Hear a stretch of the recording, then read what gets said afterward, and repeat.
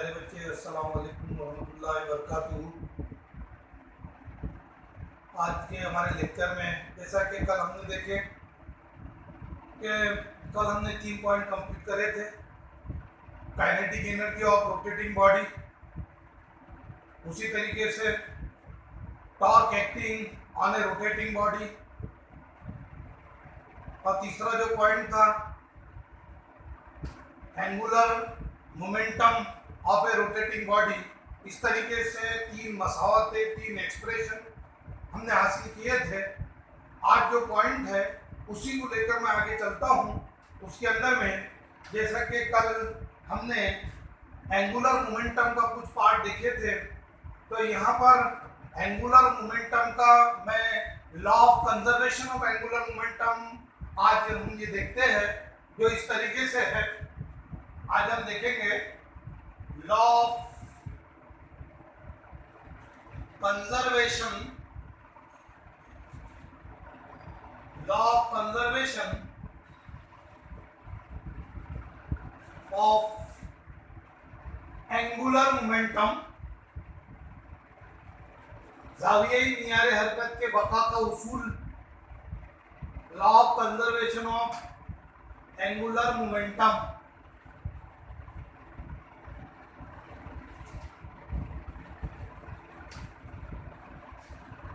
आज ये पॉइंट हम यहां देखेंगे।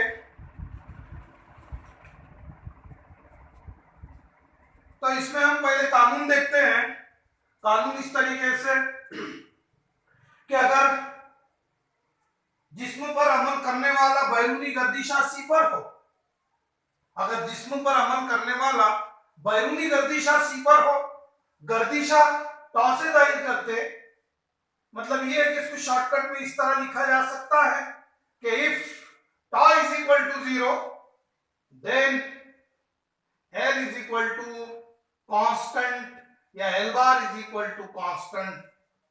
If tau bar is equal to 0 then L bar is equal to constant, या फिर L is equal to constant. ऐसा कहा जा सकता है कि अगर जिस्म पर अमल करने वाला बैरूनी गर्दिशा सी पर हो, अगर जिस्म पर अमल करने वाला बैरूनी गर्दिशा सी पर हो, तो जिस्म का जावियाई मियारे हरकत मुस्तकिल होता है। जिस्म का जावियाई मियारे हरकत मुस्तकिल होता है। मतलब ये कि if tau bar is equal to 0 then L bar is equal to constant या L is equal to constant. ये चीज हमको यहां पर देखना है, ठीक है। अब ये स्टेटमेंट था, इसका प्रूफ देखते हैं कि प्रूफ किस तरह होगा।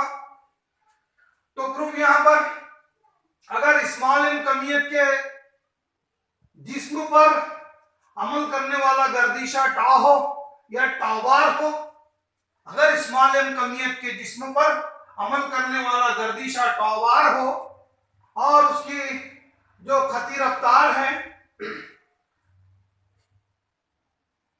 खती मियारे हरकत जो है वो पी बार हो, खती मियारे हरकत पी बार हो और मकाम सिमतिया आर बार हो। अगर स्मॉल एम कमियत पर अमल करने वाला गर्दिशा टॉ बार हो, उसका खती मियारे हरकत पी बार हो, मकाम सिमतिया आर बार हो, तो जिस तरीके से हमने देखे थे by definition of angular momentum, by definition of angular momentum, जावियाई मियारे हरकत के बका के उसूल, जावियाई मियारे हरकत के तारीफ के मुताबिक L bar is equal to R bar cross P bar, R bar cross P bar. इस तरीके से हमने कल के तारीफ के अंदर में देखे थे। यहां मैं इसे इक्वेशन 1 कहता हूं, मसावत number 1, differentiate equation 1 with respect to t, we get मसावत नंबर 1 को अगर t की बनिस्बत डेरिवेटिव लिया जाए तो देखिए क्या होता है कि dl bar by dt is equal to d by dt R bar cross P bar, R bar cross P बार।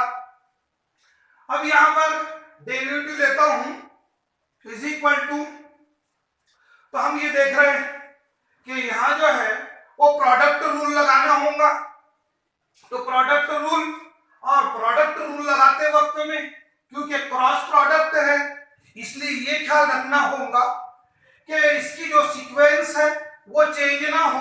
जैसा कि मैं यहाँ पर इस आर बार को जो है वो फर्स्ट फंक्शन कहता हूं और इस पी को जो है सेकंड फंक्शन कहता हूं, तो उसके हिसाब से ये होगा कि first function derivative of second, first function derivative लेंगे इसका, फर्स्ट फंक्शन क्रॉस है बीच में, derivative of second dp bar by dt, first function derivative of second plus second function, लेकिन इसकी सीक्वेंस चेंज नहीं होगी, सेकंड अपनी जगह पर बाद में ही रहेगा, plus second function derivative of first dr bar by dt। इस तरीके से इसका डेरिवेटिव होगा। तो मैं ये देख रहा हूं कि ये r जो फर्स्ट फंक्शन था ये अपने मकाम पर है, ये उधर चेंज नहीं हुआ, क्रॉस के पहले था, क्रॉस के पहले ही है, और ये p बार जो क्रॉस के बाद में था, डेरिवेटिव करने के बाद भी वो क्रॉस के बाद ही है, क्योंकि क्रॉस प्रोडक्ट के अंदर में उसकी जो सीक्वेंस है वो चेंज नहीं की जा सकती। तो उस हिसाब से ये यहाँ पर प्रोडक्ट रूल लगाना था, first function derivative of second, लेकिन बीच में क्रॉस है, plus second function derivative of first. इस तरीके से इसका डेरिवेटिव हुआ कि dl bar by dt, dl bar by dt is equal to ये आया। अब यहां ये है कि एज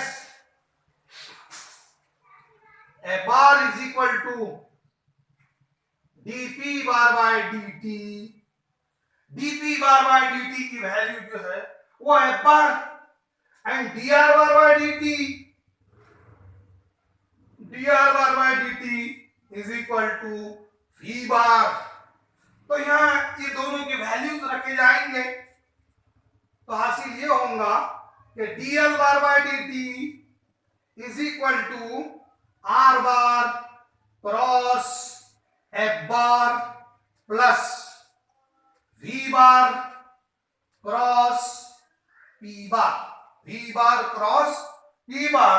अब यहां पर but this p bar is equal to, यहां पर एक चीज की जा सकती, but this r bar cross f bar is equal to tau bar, r bar cross f bar is equal to tau bar, and this p bar is equal to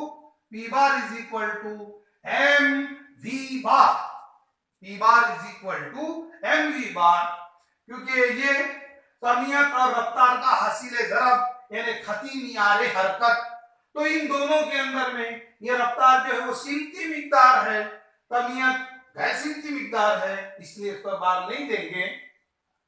यहां ये value put up करते हैं, देखिए क्या होगा, dl bar by dt is equal to tau bar r bar cross f bar tau bar plus v bar cross m v bar, v bar cross m v bar. अब यहां पर ये tau bar plus, अगर मैं यहां से m निकाल लेता हूं तो v bar cross v bar, और ये कि since v bar cross v bar is equal to 0, v bar cross v bar is equal to 0, एक जैसी दो सिमती मिकदारों का क्रॉस प्रोडक्ट 0 होता है, एक जैसी दो सिमती मिकदारों का क्रॉस प्रोडक्ट 0 होता है। उसके हिसाब से यहां ये होगा कि tau bar plus 0 into this m 0, मतलब ये कि dl बार बाय dt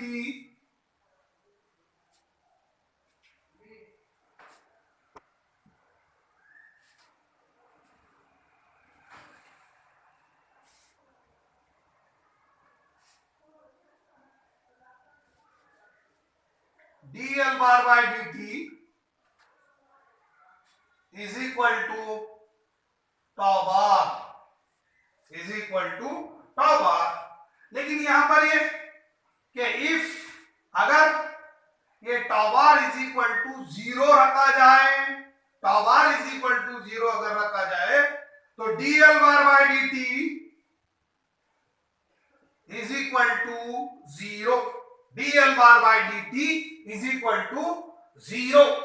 अब यह है कि किसी फैक्टर का डेरिवेटिव 0, जिस फैक्टर का डेरिवेटिव 0 हो वो कांस्टेंट होता है, क्योंकि कांस्टेंट का ही डेरिवेटिव 0 होता है।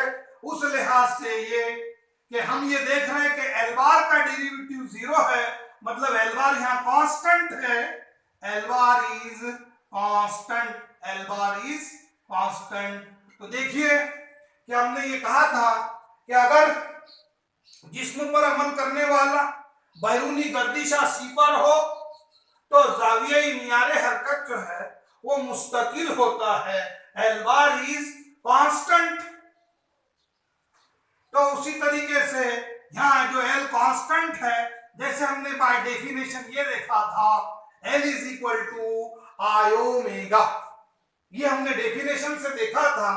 तो इस डेफिनेशन का इस्तेमाल करते हुए अगर इस एल को कांस्टेंट रखना है, देखिए तो क्या करना होगा, एल को कांस्टेंट रखना है, जो आई और ओमेगा का हासिल ज़रब है, तो इसमें जिस हिसाब में ये आई जो है कम होगा उसी मिकदार में, उसी लिहाज से ये ओमेगा इसके अंदर में इजाफा होगा। मतलब ये कि एक बढ़ेगा तो दूसरा अपने आप घटेगा, ताकि ये जावियाई मियारे हरकत जो है मुस्तकिल रहे। तो जावियाई मियारे हरकत किस तरीके से मुस्तकिल होता है ये देखने के लिए हम यहां पर दो एग्जाम्पल्स देखेंगे। इसके बका के उसूल की तस्दीक के लिए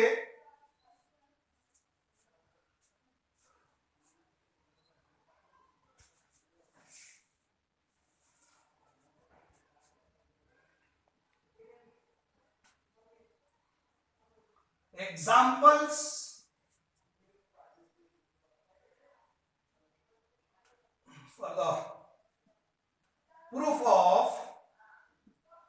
for the proof of law of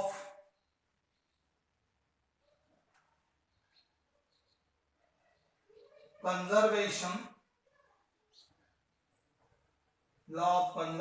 of angular momentum।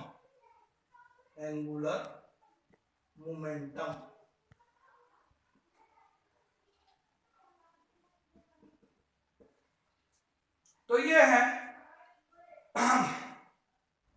मियारे हरकत के बका के उसूल के सबूत के लिए एग्जाम्पल्स ये हम यहां पर देख रहे हैं।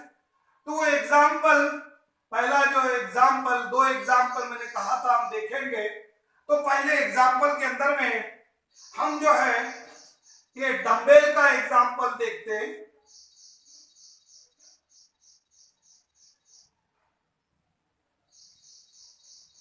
डंबेल्स, और दूसरा जो एग्जाम्पल हम यहां देखेंगे वो डांसर, बैलेट डांसर, इसका एग्जाम्पल, दूसरा जो एग्जाम्पल है वो बैलेट डांसर का देखेंगे। तो डंबेल्स का एग्जाम्पल इस तरीके से कि अगर कोई शख्स अपने दोनों हाथों में डंबेल्स लिए किसी घूमने वाले टेबल पर खड़ा हो, जैसा कि मैं खड़ा हूं जिस पोजीशन में, और यह है कि वो घूमने वाले टेबल पर, जो टेबल घूम रहा है, मैं अचानक में अपने दोनों हाथ जो है वो सीधे कर देता हूं। तो ये दोनों हाथ मेरे सीधे करने पर मेरी जावियाई रफ्तार के अंदर में कमी वाक़ई होंगी। और यह है कि दोनों हाथ सीधे करने पर ये अगर मानकर चलो कि मेरा महवर है तो महवर से नुकात की तकसीम जो है वो दूर हो गई है। यहां पर जो नुकात की तकसीम है, वो जो नुक्ते हैं वो दूर हो गए हैं गर्दिश के महवर से। तो यहां पर जमूद के मियारे असर के अंदर में इजाफा होगा। यानी यह है कि अगर कोई शख्स किसी घूमते हुए टेबल के ऊपर में खड़ा हो और वो अचानक में अपने दोनों हाथ जो है अपने जिस्म से दूर कर ले, तो इस सूरत में उसकी जावे रफ्तार के अंदर में कमी वाक़ होती है और जमूद के मियारे असर के अंदर में इजाफा होता है। ऐसा क्यों होता? ताकि उसका जो जाविया मियारे हरकत है ये मुस्तकिल रहे। ये एक सूरत हो गई। अब ये कि वो शख्स अपने दोनों हाथों को अपने जिस्म के करीब कर लेता है, तो उसकी जो जाविया रफ्तार है इसमें इजाफा होता है और जमूद का मियारे असर, क्योंकि ये जो नुकात है ये गर्दिश के महवर से करीब में आ गए हैं, तो यहां जमूद के मियारे असर के अंदर में कमी वाक़ होती है और ये दोनों हाथ अपने जिस्म के करीब कर लेने पर उसके जाविया रफ्तार के अंदर में इजाफा होता है ताकि जाविया मियारे हरकत मुस्तकिल रहे। उसी तरीके से ये जो बैलेट डांसर है, बैलेट डांसर हमने जैसा कुछ खिलौनों के अंदर में, खिलौनों के पेटी में एक बॉक्स जिसके अंदर में एक छोटी सी गुड़िया या दो गुड़िया उसके अंदर और वो करतब दिखाती है, इसी तरीके से हम सबने वो जो जूनी जो मूवीज है उसमें भी देखा है। इसके साथ साथ वो निरमा सर, उसके ऊपर में जो लड़की घूमते हुई दिखाई दे रही है। तो यहां ये बैलेट डांसर जो है अपने उमूदी महवर के अतराफ यानी एक पैर पर जो है वो घूमती है। जब वो एक पैर पर घूमती है और अपना एक पैर और दोनों बाजू जो है बाहर की जानिब तानती है, उसके जाविया रफ्तार के अंदर कमी वाक़ होती है और उसके जमूद के मियारे असर के अंदर में इजाफा होता है। क्यों? ताकि उसके जाविया मियारे हरकत जो है वो मुस्तकिल रहे। इसी तरीके से जब वो अपने दोनों हाथ, अपने दोनों बाजू जिस्म के करीब कर लेती है और ये पैर भी जो बहुत ज्यादा बाहर ताना था ये थोड़ा करीब में कर लेती है, यानी अपने पैर पर पैर रखी है और घूम रही है, इस सूरत के अंदर उसके जावियाई रफ्तार के अंदर में इजाफा होता है और उसके जमूद के मियारे असर के अंदर में कमी वाक़ होती है ताकि उसका जावियाई मियारे हरकत मुस्तकिल रहे। इस तरीके से ये दो एग्जाम्पल जावियाई मियारे हरकत के बका के उसूल को साबित करते हैं, एक डंबेल्स वाले का और दूसरा जो है वो बैलेट डांसर का। इसके बाद जो नेक्स्ट पॉइंट है हमारे पास,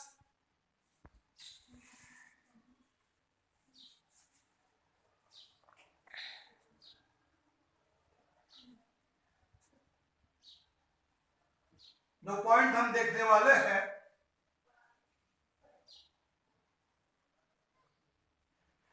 प्रिंसिपल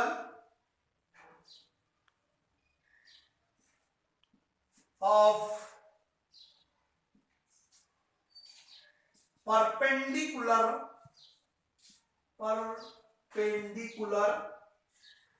एक्सिस।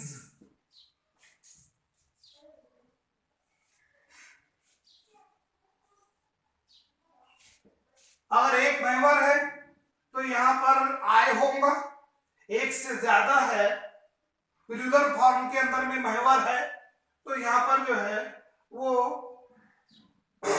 आय की जगह ई का इस्तेमाल करेंगे।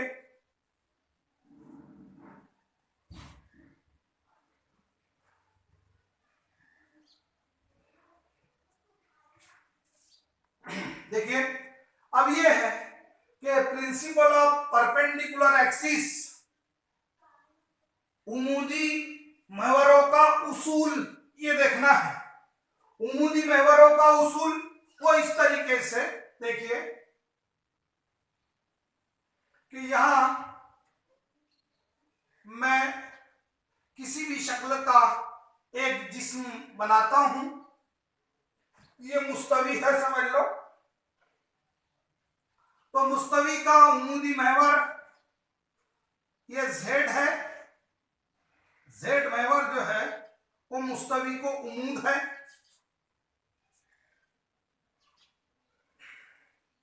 और मुस्तवी में दूसरे दो महवर है,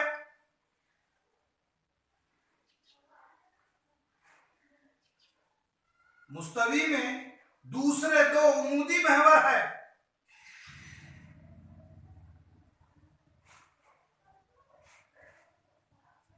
और ये तीनों महवर जो है मुस्तवी को एक ही नुक्ते पर किता करते हैं। मैं यहां पर इसको एक्स महवर कहता हूं, इसे वाई और जेड।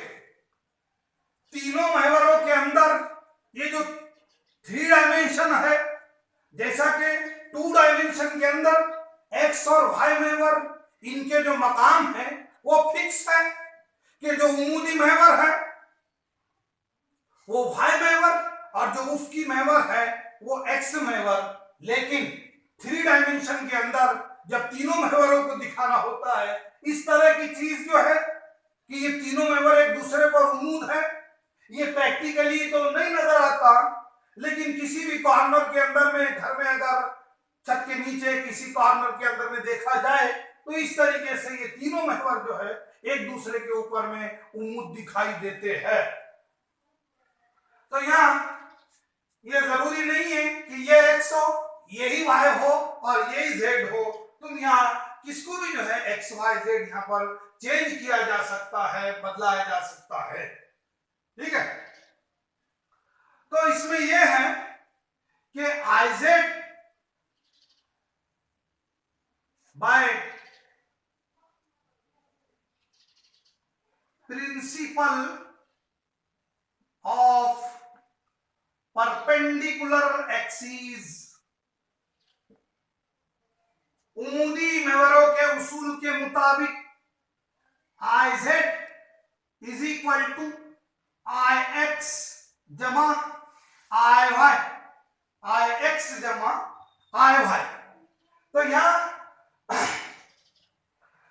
ये सभी जो है जिस्म के जमूद के मियारे असर है, लेकिन आई जेड जो है जेड महवर के अतराफ जिस्म का जमूद का मियारे असर, आई एक्स जो है वो एक्स महवर के अतराफ जिस्म का जमूद का मियारे असर। उसी तरीके से जो आई वाई है ये वाई महवर के अतराफ जिस्म का जमूद का मियारे असर है। तो यहां ये जो जेड महवर है ये मुस्तवी का उमूदी महवर, तो इसकी जो उसूल है इस तरीके से बयान किया जा सकता है कि मुस्तवी के उमूदी महवर के अतराफ, मुस्तवी के उमूदी महवर के अतराफ जिस्म का जमूद का मियारे असर, मुस्तवी के उमूदी महवर के अतराफ जिस्म का जमूद का मियारे असर, मुस्तवी में वाक़े दो उमूदी महवरों के अतराफ, मुस्तवी में वाक़े दो उमूदी महवरों के अतराफ जिस्म के जमूद के मियारे असर के मजमूए के मसावी होता है, जबकि ये तीनों महवर मुस्तवी को, इस जिस्म को एक ही नुक्ते पर किता करे। मुस्तवी के उमूदी महवर के अतराफ जिस्म का जमूद का मियारे असर, जैसा कि जेड महवर जो है, मैंने कहा पहले कि जेड महवर जो है वो मुस्तवी का उमूदी महवर है, तो मुस्तवी के उमूदी महवर के अतराफ जिस्म का जमूद का मियारे असर, मुस्तवी में वाक़े दो उमूदी महवरों के अतराफ जिस्म के जमूद के मियारे असर के मजमूए के मसावी होता है, जबकि ये तीनों महवर मुस्तवी को, या ये तीनों महवर एक दूसरे को मुस्तवी के एक ही नुक्ते पर किता करे। तो इस तरीके से ये है उसका उसूल। ठीक है, उसूल के बाद जब समझ लो हमको इस तरीके से लिखना है तो पहले यहां पर ये हर चीज दिखानी जरूरी है। फिजिक्स के अंदर में ऐसा नहीं होता कि कोई उसूल, कोई लॉ, कोई जाब्ता ये डायरेक्टली लिखा जाए। पहले उसको जो है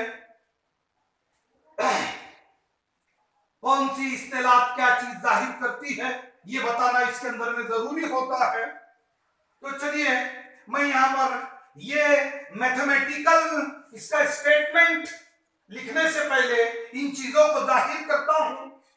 फर्ज कीजिए कि मुस्तवी का उमूदी महवर z है। फर्ज कीजिए कि मुस्तवी का उमूदी महवर z है। अब ये कि दिखता नहीं है, तो दिखता नहीं है तो इसको निकाला भी नहीं जा सकता, क्योंकि ये z महवर जो है वो इस तरीके से होगा जैसा कि मैंने यहाँ पर ये पेन पकड़ा है। ऐसा कोई भी जो है इसको निकाल कर नहीं बता सकता, इसलिए इसे साइड में ऐसा दिखाया जाता है। तो फर्ज कीजिए कि मुस्तवी का उमूदी महवर z है और इस महवर के अतराफ जिस्म का जमूद का मियार असर IZ है, और मुस्तवी में वाक़े दूसरे दो उमूदी महवर x और y है। मुस्तवी में वाक़े दूसरे दो उमूदी महवर x और y है, और इन महवरों के अतराफ जिस्म का जमूद का मियार असर बिल तरतीब IX और IY है। IX और IY है, और ये तीनों महवर मुस्तवी को एक ही नुक्ते पर जुदा करते हैं। तो उमूदी महवरों के उसूल के मुताबिक IZ is equal to IX जमा IY, IX जमा IY। अब ये कि ये चीज हमको जो है वो प्रूफ करनी है, साबित करनी है। कोई बात नहीं, देखेंगे यहां पर प्रूफ क्या होता है। देखिए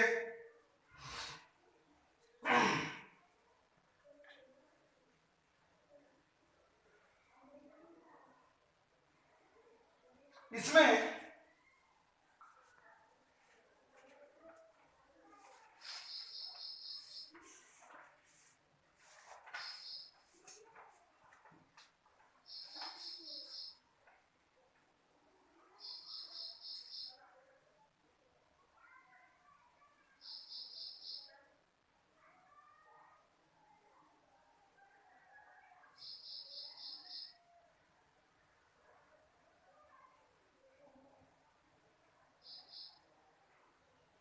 इस तरीके से घूम रहे,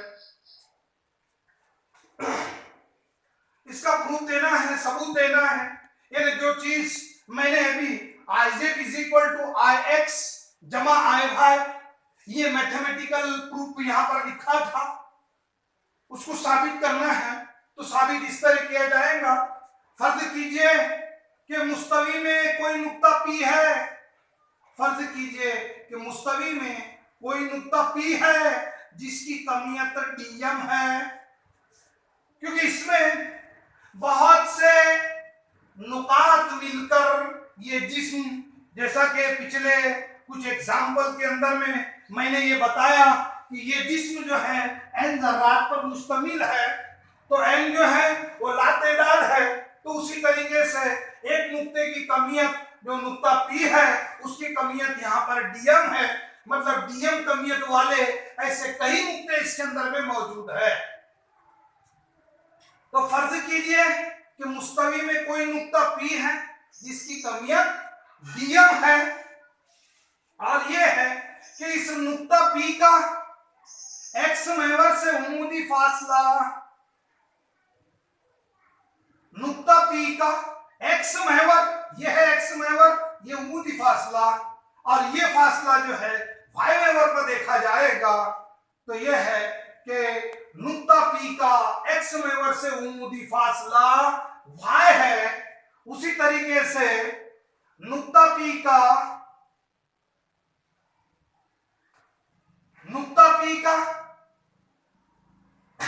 X महवर से उमूदी फासला Y, और Y महवर से उमूदी फासला जो है वो X है। Y महवर से उमूदी फासला X है कि वो यहां देखा जाएगा। और नुक्ता P का Z महवर से उमूदी फासला OP है। नुक्ता P का X महवर से Z महवर से उमूदी फासला OP है। ये X रहेगा, उसी तरीके से ये Y, ठीक है। उमूदी फासला कहा जा रहा है, उसके लिहाज से ये निकालेंगे।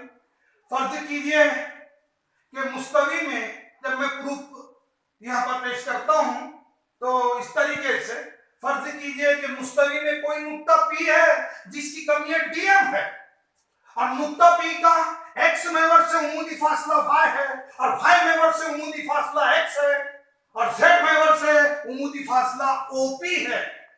तो ये फासले जाहिर हो जाने के बाद मैं एक एक महवर के ऊपर में जो है वो किस तरीके से जमूद का मियार असर निकलता है यहां ये देखूंगा, ठीक है। तो ये कि नुक्ता P का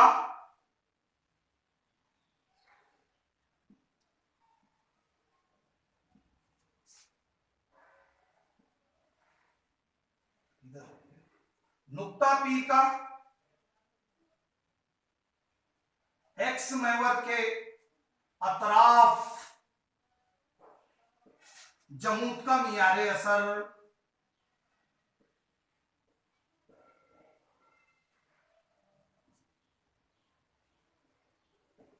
नुक्ता P का X महवर के अतराफ, सिर्फ ये नुक्ता P का X महवर के अतराफ जमूद का मियारे असर DM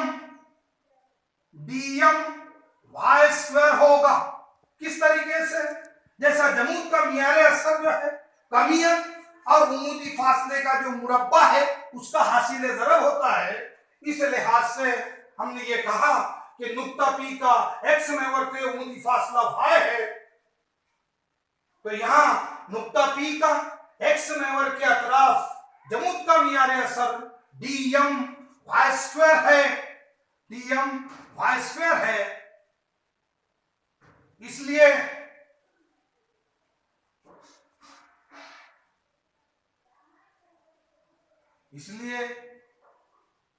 इस महवर के अतराफ, इसलिए इस महवर के अतराफ,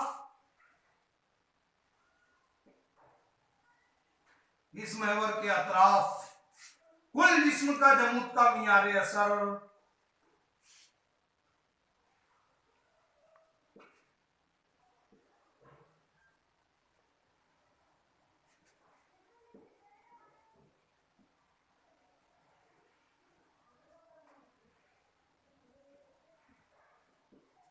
मियारे असर किस कौन से महवर के अतराफ? X महवर के अतराफ, X महवर के अतराफ कुल जिस्म का जमूद का मियारे असर जो है वो IX है, जैसा कि पहले देखा गया था।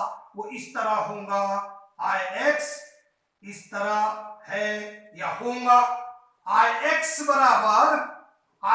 बराबर इंटीग्रेट, ये एक नुक्ते के लिए था, कुल जिस्म का निकालना है इसको इंटीग्रेट करना होगा, integrate DM Y square, IX is equal to integrate DM Y square.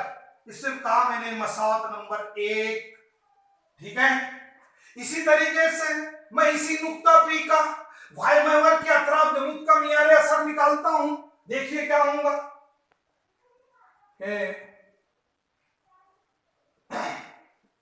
नुक्ता P का Y महवर के अतराफ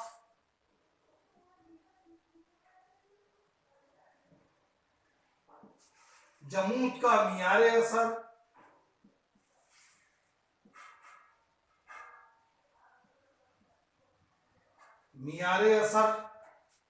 देखिए कितना होता है जमूद का मियारे असर।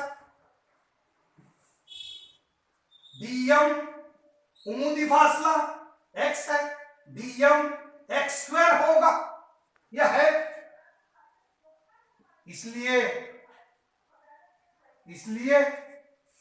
इस महवर के अतराफ,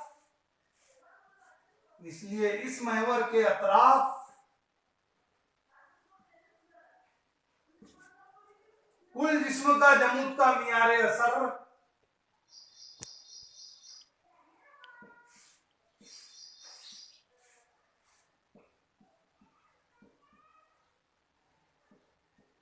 मियारे असर I Z sorry I Y इस तरह होगा, इस तरह होगा कि I Y is equal to integrate dm x square, I Y is equal to integrate dm x square. इसे मसावत नंबर 2 कहा मैंने। अब ये कि दो महवरों से के अतराफ जमूद का मियार असर तो निकाल लिया, तीसरा महवर बाकी है। नुक्ता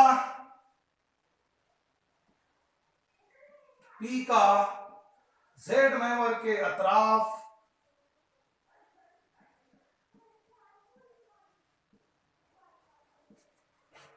जमूद का मियारे असर, सिर्फ एक ही नुक्ते का है ये जमूद का मियारे असर। तो नुक्ता P से Z महवर का उमूदी फासला OP है, तो कमियत ज़रब फासले का मुरब्बा, ये जमूद का मियारे असर होता है। तो नुक्ता P का Z महवर के अतराफ जमूद का मियारे असर dm OP स्क्वायर है होगा, इसलिए इसी महवर के अतराफ, कौन से, Z महवर के अतराफ, इसलिए इस महवर के अतराफ कुल जिस्म का जमूद का मियारे असर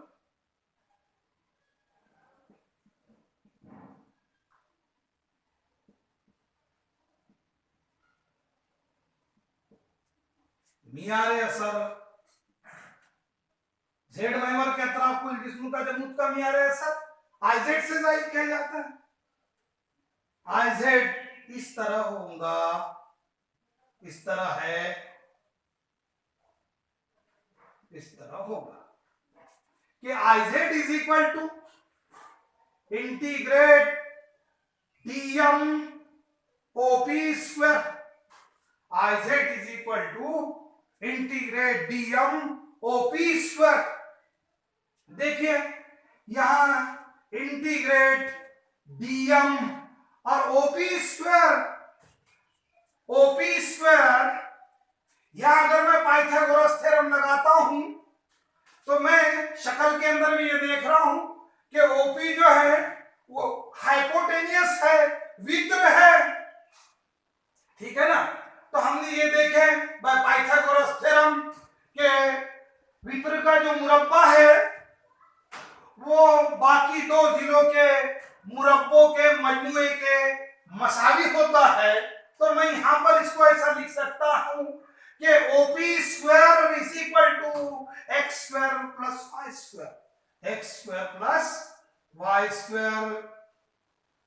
बाय पाइथागोरस थ्योरम लगाया, फिथागोरस का मसला लगाया, तो इसे इस तरह लिखा जा सकता है कि IZ is equal to dm x square plus integrate dm y square is equal to integrate dm x square.